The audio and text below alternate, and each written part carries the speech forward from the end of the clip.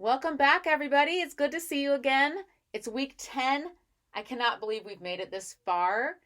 I've missed you. I haven't been able to record any videos lately because of some technical difficulties, and then I got really sick last week and spent about 4 days in bed. But I'm back and feeling much better, and I hope you all had a wonderful week drinking water. I can't wait to hear all about it. I will be sending you a survey very soon to hear all about it. Okay, this week is very special to me, and I really can't believe that it ended up being on today that I'm making this video to prepare you guys for next week. We are going to be talking about healing from trauma. Now, what is trauma? You might ask me. It's one of those words that's very overly used in our vernacular. Trauma, trauma, trauma. It's not everyday stress. It's not just, regular life of getting up and going to work and having family difficulties and things to work out all the time and lots of pressure on your shoulders and the daily grind. It's not that. Dr. Bessel van der Kolk, in his book, The Body Keeps the Score, he describes trauma, and in some videos that he has done, he describes it more as something that just makes you say, oh my gosh, and it makes you completely overwhelmed. You don't know what to do. You're completely physically, mentally exhausted, worn out, and you feel alone. No one can help you. And it's often something that will stay with you for a very long time. You don't want to talk about it. You don't want to think about it. You want it to go away, but it stays with you, and you can't really get rid of it. It's very hard to get rid of. Some examples that he gave are women who have been in sexual situations that they did not want to be in, children who've witnessed violence or experienced violence, and even something like getting a dog bite, for example. That could be something that would be very traumatizing if you didn't have a parent to pick you up and pat you on the shoulder, give you a hug, give you some first aid and take care of you. That's not necessarily trauma, but it is if you don't have anyone there to help you and take care of you, and you're terrified and you're alone and you just can't handle it. That's when it becomes more of a trauma. Trauma also happens at the hands of the person that is supposed to protect you. So a lot of abuse from a spouse will cause trauma because the person that's causing it is supposed to be the person that you've chosen to love and care for and protect, and you want that from them and you expect that from them. And when that's the person that is hurting you, it makes it a lot worse. And that's actually what brought me to this book, The Body Keeps the Score. It kind of reminds me of Dr. van der Kolk. He is kind of like the Matthew Walker of sleep. He is like the expert on trauma and how to heal from trauma. He did the very first major study of how antidepressants work with PTSD, and do they work. And he studied PTSD a lot. He worked for the VA. He's very, very well known. This book spent 111 weeks first on the New York Times bestsellers list. So he has done studies on yoga and yoga's effect on trauma and the body. And it's just amazing what he found. He actually found that it's more effective than these drugs that had previously been given patients with PTSD. So I really want to talk to you guys about trauma. And what makes it so special today is that today is my little sister Liza Koski's birthday. So she would have been 32 today had she lived. And she died in 2011 on January 26th, and she took her own life. And she was someone who really struggled with trauma. We don't know exactly what trauma or when, but definitely she had all of the symptoms of trauma and how her body was just holding on to that. One doctor that was interviewed recently with the author of this book, when I don't have it with me, but he talked about how, what if you saw a person running down the street and yelling and screaming and waving their arms and they're just hysterical? And, what would you do if you saw that person? What would you think? And most people would think, okay, he's totally crazy and I should stay away from him. And then he asks, well, what if you walked around the corner and you see there's a lion chasing him? Then you would think, oh my gosh, that person's, their actions make sense. They're terrified. They are in trouble. They're fighting for their life. And he talks about how a lot of us have invisible lions. The name of his book, his name's Dr. Fry, and he has a book called Invisible Lions. And he talks about how, there's invisible lions chasing people with trauma. And they're not crazy, but they are dealing with something so intense that it causes this brokenness. And it comes out in a lot of different ways that society might say is crazy. But my sister was suffering with some of these things. Her outward expressions of it were she had bulimia, she had drinking problems, and she had drug problems. She had cutting problems. She was having this experience in her body that she didn't know what to do with. So what happens with trauma is your body gets stuck in this fight or flight scenario. So you are either you're hypersensitive, right? You're always on the lookout. You feel like you're in danger. And what happens to your brain is it can't tell the difference anymore between I was in danger with something that happened to me a long time ago to I'm in danger now. Your body, that timing mechanism gets broken and the body feels like it's always in danger. And so it's hypersensitive, or sometimes it's frozen and people are completely disconnected from their emotions because that's what they did to become safe. And so they're frozen and they hide in this little box. So you're either hypersensitive and everything is just flaring you up and hurting you and terrorizing you, or you're frozen and you're locked down and you're hiding in this box and you're trying not to feel anything. And those things can be healed. We don't have to stay that way, and it's not drugs necessarily that are going to heal us from that.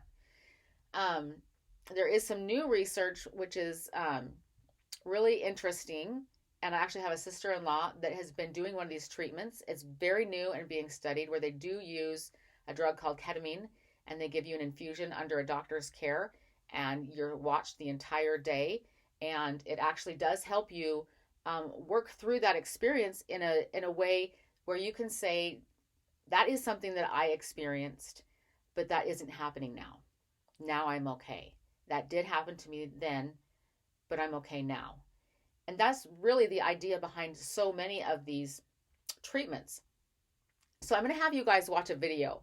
It is an incredibly good, concise video, and the doctor gives you 6 ways to heal from trauma besides the typical, medicines, antidepressants, and whatnot.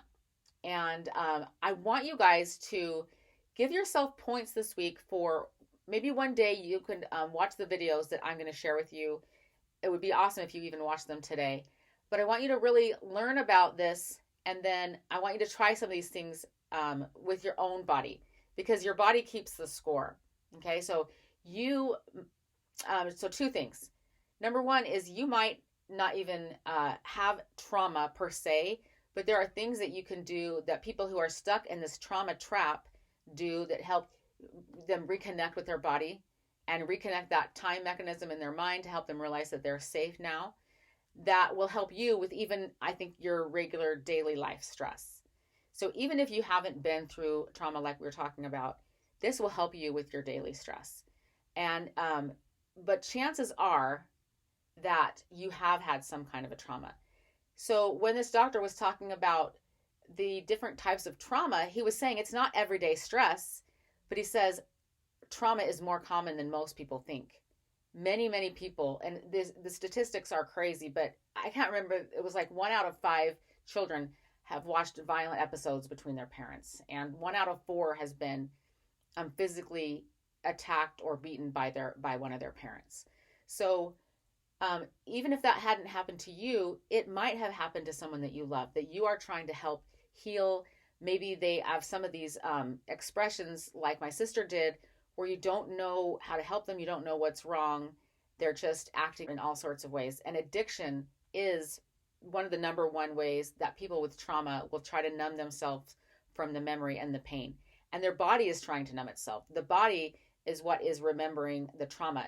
It's not just something that you remember with your brain, but it's something that your body is keeping track of and it remembers it.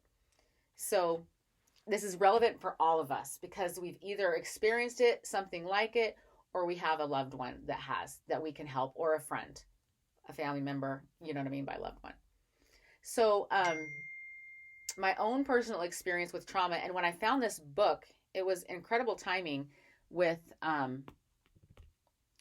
my own life situation. So I talked to you guys before a little bit about my previous marriage, and it was hard and it was abusive. And there was 3 different times where I was threatened with my life, and I was told that he was going to kill me. And one of those times, he actually had his hands around my throat, and it was very traumatic, very scary. And I didn't have anywhere to turn, and I didn't talk to anybody about it for a very long time. And that obviously has stayed with me. And then there was probably a million other smaller incidents that added up to the whole entire nightmare. And when after I got divorced and I'm dating my now husband Bill, who is an angel, he is so sweet and kind and loving, and he's been my friend for 20 years. I was having all of this stuff come up, and I felt terrified and sick, just sick to my soul, to my stomach. My gut was like rotting, and I didn't know why. I loved him. I loved being with him. I felt so safe in his arms.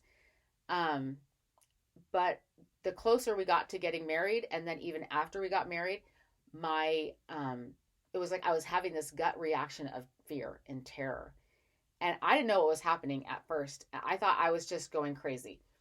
And I talked to a friend of mine, and she's like, "You have PTSD from your marriage, and now you're safe and you're not in that situation anymore. And now your body is like, okay, it's time to deal with this now." And it's all bubbling up. And it was. And I finally made an appointment with my therapist. I didn't want to go to her anymore. I was like, no, I'm divorced and I'm free and I'm going to be fine. But I couldn't handle what was happening to me. I mean, I just, every night, it kind of would come on in the evenings. And every night from like 4 o'clock till I fell asleep, I would just feel this sick dread. And it was overwhelming. So I made an appointment with her, and somehow at the same time I got in touch with this book. I don't know if it was referred to in another book that I was reading or if I heard about it on a podcast, but I'd already been reading it by the time I went and visited my therapist, and it was amazing to just realize this is what is going on with me. I have this major trauma in my life. Also, when I got engaged, I felt major trauma. My ex-husband set up a fake carjacking, and he thought it would be really funny. He didn't think I would think it was real, but it was very real, and it was a real looking gun in my face. And then I ran away and I hid in the bushes for like 20 minutes up on the side of a mountain in a deserted canyon. And so for about 20 minutes, I did also think I was being hunted by a killer, and it was very traumatizing. So I had a lot going on in my body that never had been dealt with, even though that ended up being a fake carjacking. For 20-25 minutes, it was real to my heart and mind. And I definitely know that fight or flight, terror feeling. So this book really helped me realize that, no, I'm not crazy. This is just something that has to be dealt with. And I have to learn how to reconnect with my body. And so I did start yoga with my friend Camille again. I had kind of done it off and on, but I did it on a more regular basis. And I did a lot of the things that he talked about in this book. He also talks about EMDR in his book and in the video that I'm going to share with you. And that is immensely helpful. If anybody is dealing with trauma and you guys want to try that, I highly recommend it. And another thing that he talks about is just simple connection with people. And having somebody just hug you and hold you is very regulating to your nervous system. Swinging on a swing is very regulating. Bouncing on a ball, dancing is very regulating. Another thing he talks about is acting. He started a program where youth, a lot of troubled teens have been through trauma. And so one of the things that they tried with them was acting. And they would actually, he talks about it in the video. I won't do a spoiler alert, but acting can actually be something that really helps people deal with trauma and get connected with their body, and they can also like try on different ways of being, and you try on a different persona. You can be a king for a day. So really, really interesting. If you guys want to read the book, The Body Keeps the Score, I would highly recommend it.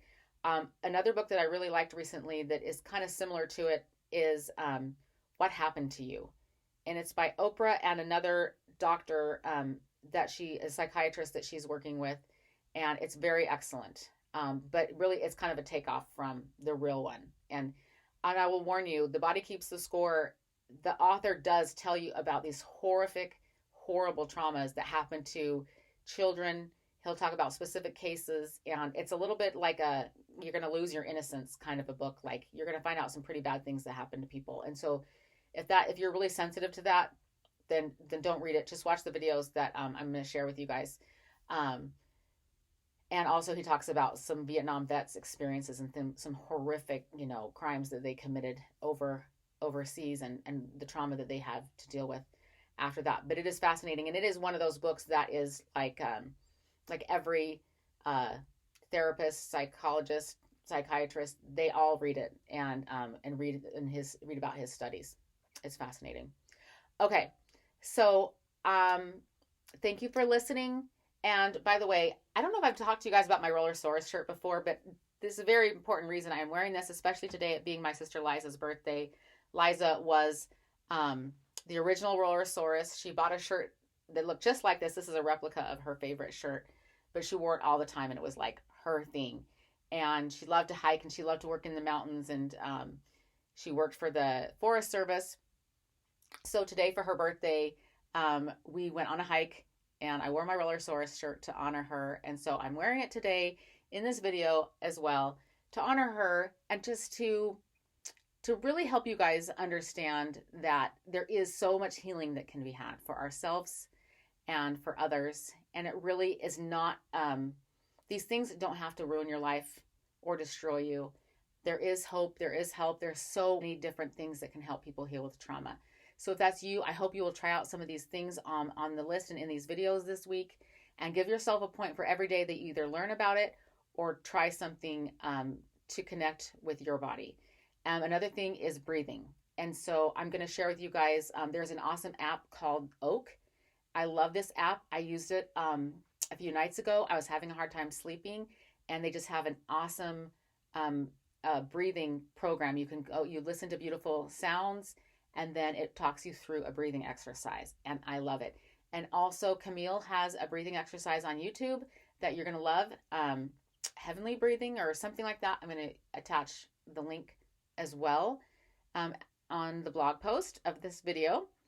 Okay, that's it. Go and heal, help others heal, learn about healing, and you're never lost. There's always an answer or a solution. There is always, always hope, because you have a beautiful soul, and you are worth it. And I love you. I'll talk to you later.